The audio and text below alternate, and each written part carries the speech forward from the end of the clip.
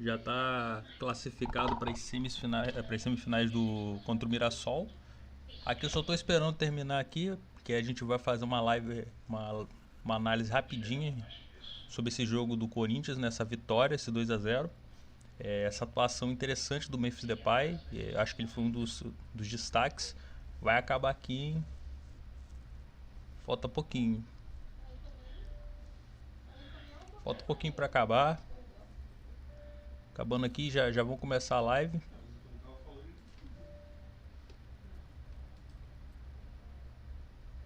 E começou. Começou, termina o jogo do Corinthians. Termina o jogo do Corinthians, o Corinthians acaba de ganhar do Mirassol 2-0. Uma atuação que a gente tem muita coisa para falar em relação ao time do Corinthians, né? Eu até já mudei o quadro tático porque houve algumas movimentações, né? O Thales Magno entrou, o Angelini entrou. Vamos falar então dessa estreia do Angelini. Mas antes disso, deixa eu só colocar aqui no Tactical Boards quem estava jogando antes, né? Era o Romero. Aqui era o Yuri. O Yuri jogando um pouquinho mais, mais centralizado, Depay, Pidon. Aqui era o Carrillo, Félix Torres. Aqui era o Bidu. Ai, ai. Vamos aqui começar falando dessa vitória do Corinthians, né? Dessa vitória após uma série de resultados complicados, né? Embora o Corinthians tenha passado da pré-libertadores, a gente viu que foi uma situação ruim. A gente vai tentar aqui fazer uma análise para ver se houve uma evolução. Claro, é importante deixar claro que essa dupla de zaga do Corinthians é uma dupla reserva, né? O Gustavo Henrique e o Félix Torres.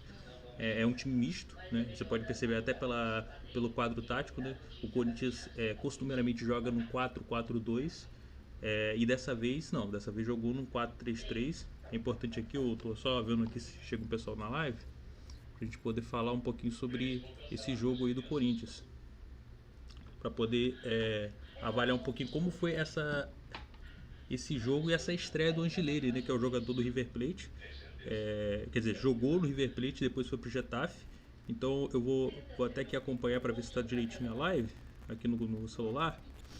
Que aí a gente faz uma livezinha rápida falando sobre esse jogo aí, como o Corinthians jogou, como o Corinthians se postou nesse campo, fazendo umas observações aí sobre a questão defensiva do Corinthians também, que eu acho importante. E é isso aí. E aí depois a gente vai já, pra quem quiser, a gente vai fazer uma live também falando sobre o Santos, o jogo do Santos também. Mas aqui avaliando o Corinthians, deixa eu ver aqui se tem gente aqui na live. A gente tem só 2 pessoas assistindo. Deixa eu dar uma olhada aqui. Esperar aparecer alguém. Esperando aparecer alguém pra gente fazer essa análise aqui. Mas como esse vídeo vai ficar gravado, vai ficar salvo, eu já vou fazendo as observações em relação ao jogo. Começando pela questão tática, né? O Corinthians jogou num 4-3-3.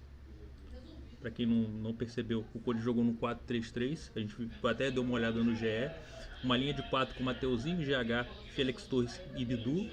E uma trinca de volantes, né? É até interessante a gente pensar que o Ramon Dias ele jogou com um esquema de 3 volantes no começo, quando ele não tinha peças no Corinthians. Ele chegou a jogar com o Vasco num 4-3-3. Eu vou até fazer algumas avaliações sobre a questão sem a bola, né? Pra gente poder avaliar isso aí.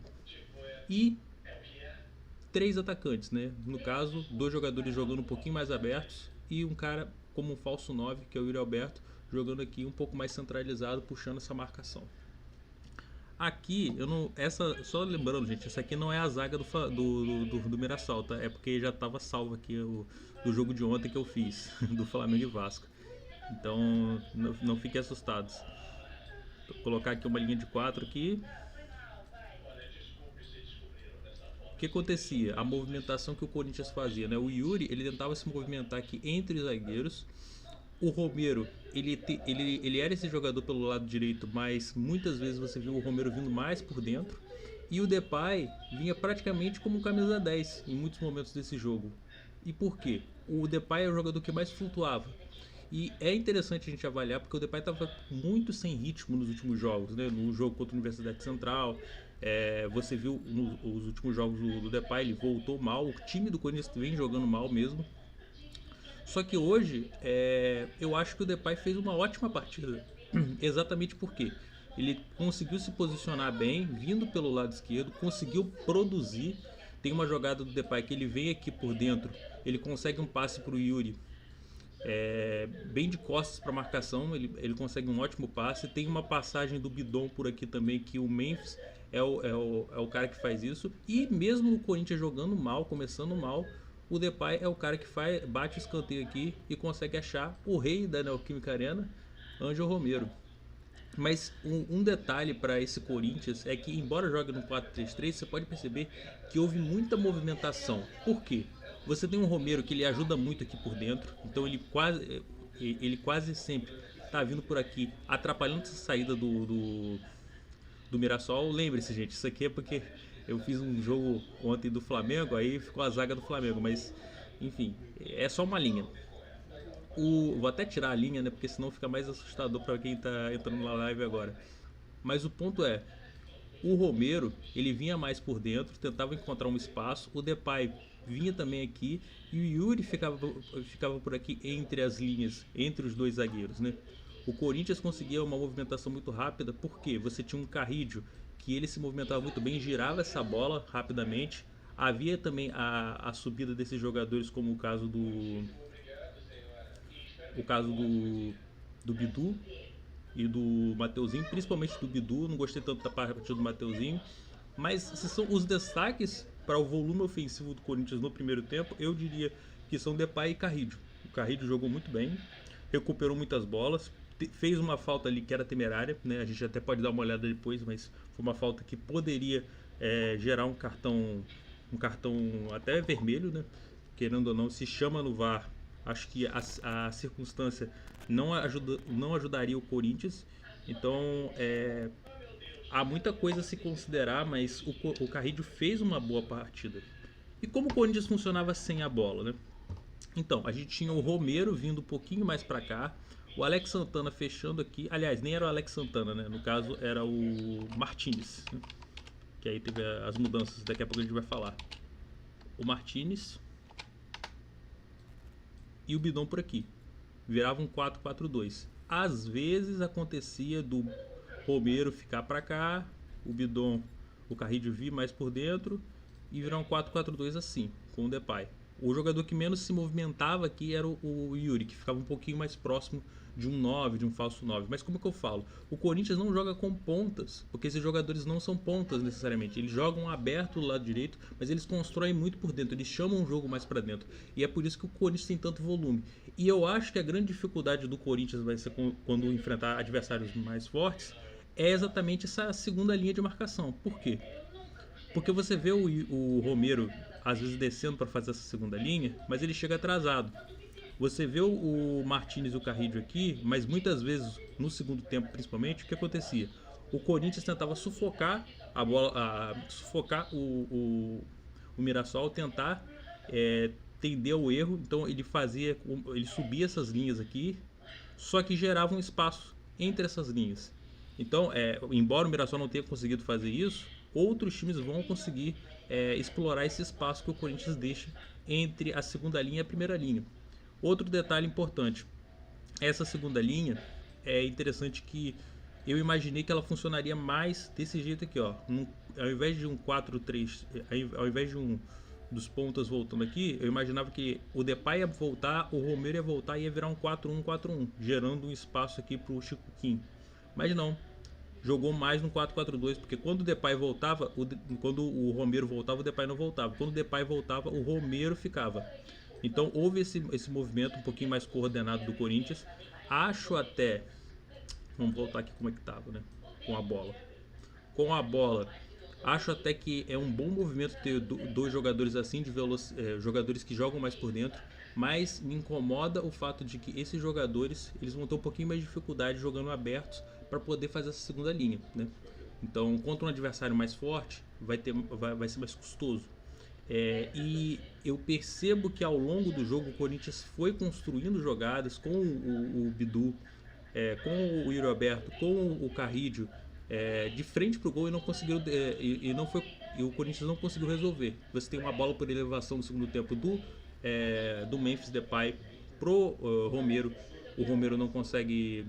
A bola sobrou. A bola acabou correndo um pouquinho demais e ele não conseguiu alcançar. Ele esticou a perna, mas não conseguiu. Tem uma segunda jogada que é que é uma jogada pelo lado direito. É uma bola, se eu não me engano, do Mateuzinho. Ele deixa o Yuri na cara do gol. O Yuri dá de letra. Ele acaba furando.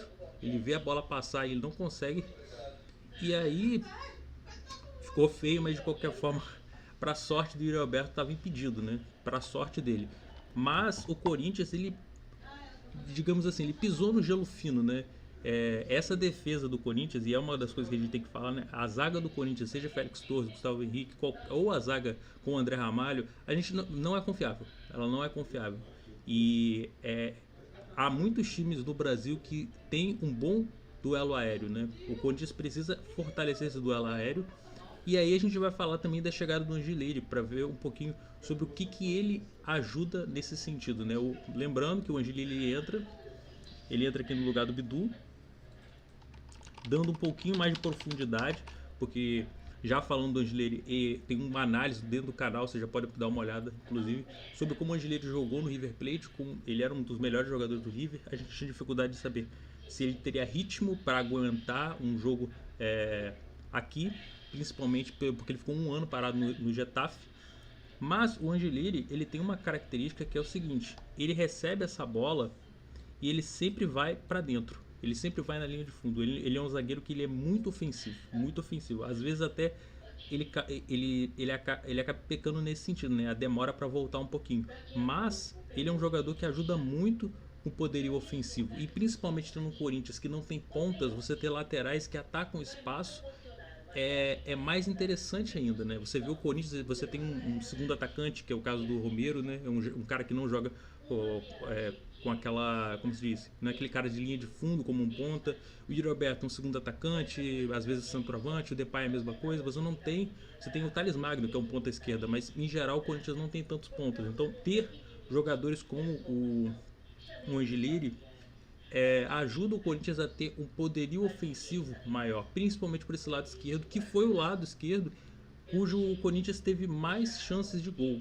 Então é interessante a gente avaliar que a entrada do Angelini, é claro, é importante deixar claro que não é bom um jogador ficar subindo sempre, porque tem essa volta de cobertura que é complicada.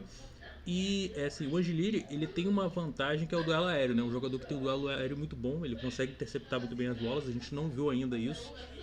Mas quando quando ele entrou no segundo tempo, você já viu que ele tentou um cruzamento, ele acabou errando, mas a bola acabou a bola saiu, mas foi um cruzamento já percebendo que a movimentação dele é para a linha de fundo, é exatamente para atacar esse espaço. E depois uma movimentação do Angelini fazendo esse cruzamento, né? Saindo do lado esquerdo, um bom cruzamento, chega no Memphis Depay e o Muralha mais uma vez falha. Os dois gols foram falhas do Muralha, mas foram dois gols construídos como? Um duelo aéreo. Então assim, eu gostei da entrada do Angelini. É muito difícil a gente avaliar agora porque é muito cedo, mas é um jogador que vem para poder disputar essa titularidade, falta ritmo. É um jogador que vai precisar de ritmo, porque está muito tempo sem jogar, mas é um bom jogador. A zaga do Corinthians precisa reforçar. Acho que até pensando na janela nacional que ainda pode se mexer, seria interessante ver isso também. Houve algumas mudanças no segundo tempo depois disso, né? Depois do segundo gol. Aliás, até depois do primeiro gol, né? Houve umas certas mudanças, né? A gente tem a entrada aqui do Carrillo, a gente tem a entrada do Maicon. Não tem muito o que falar, eu, honestamente não vi muita diferença, assim. Quer dizer, o Carrillo é um jogador que tem mais produção ofensiva. Você viu o Martinez saindo para a entrada de um outro jogador, acho que foi o Alex Santana. Acho até que o Alex Santana jogou mais aqui e o Bidon mais pra cá. No lugar do Romero entrou o Thales Magno. E no lugar do Yuri entrou quem, gente? Alguém sabe aí nos comentários? Quem entrou no lugar do Thales Magno? Deixa eu ver aqui.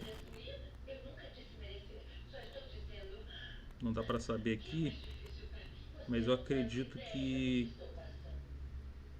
Quem entrou no lugar do Thales, gente? Deixa eu dar uma olhada aqui no GE. GE Corinthians.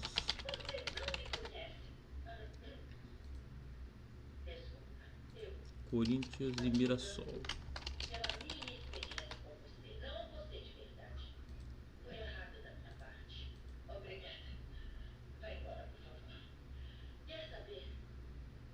Escalação, deixa eu ver aqui, o João Romero. Ah, entrou o Garro. O Garro e o Thales Magno, né? Então peraí. O Thales pela ponta esquerda e o Garro por aqui.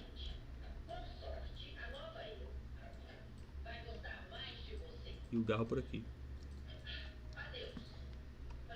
Ou seja, o Corinthians preferiu jogar nesse 4-3-3, né? Você viu muitas vezes o Garro vindo um pouquinho mais pela beirada também, o Thales Magno também entrou nesse sentido. E aí você tinha essa movimentação, o Thales voltava, o Garro voltava, fazia esse 4-1-4-1. Antes, com o Romero, era mais um 4-4-2, né? Então, para falar das entradas do Thales e do Garro, não tem muitas coisas a acrescentar. Acho que eles entraram no finalzinho do jogo, foram preservados, é claro. O Corinthians tem um ano muito complexo, vai precisar de ritmo, vai precisar de intensidade, vai precisar de mais jogadores, principalmente nesse setor defensivo.